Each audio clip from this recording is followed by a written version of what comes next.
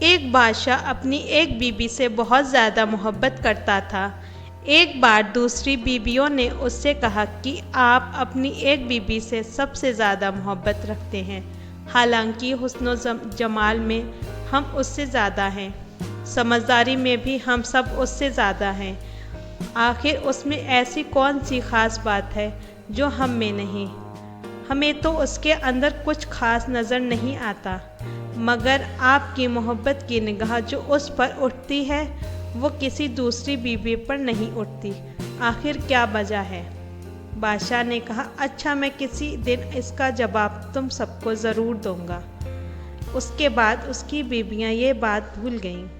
ایک دن بادشاہ نے اپنے گھر کے صحن میں بیٹھ کر کہا، آج میں اچھے موڈ میں ہوں، اسی لیے میں چاہتا ہوں کہ میں تم میں سے ہر ایک کو اچھے اچھے انعام سے نوازوں۔ وہ یہ بات سن کر خوش ہوئیں کہ آج ہمیں شاہی خزانے سے انعام ملے گا۔ صحن میں سونے، چاندی اور جواہرات کے ڈھیر لگا دیے گئے۔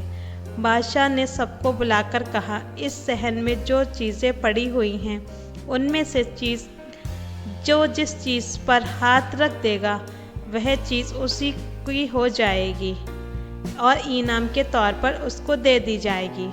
چنانچہ جس وقت میں اشارہ کروں تم دوڑ کر اپنی پسند کی چیز پر ہاتھ رکھ لینا۔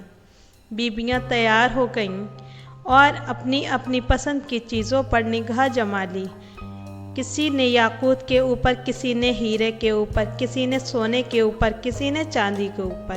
بادشاہ نے اشارہ کیا تو بیویوں نے دوڑ کر اپنی اپنی پسندیدہ چیزوں پر ہاتھ رکھ دیے، لیکن وہ بیوی جس پر اس کی محبت کی خاص نظر رہتی تھی وہ اپنی جگہ کھڑی رہی۔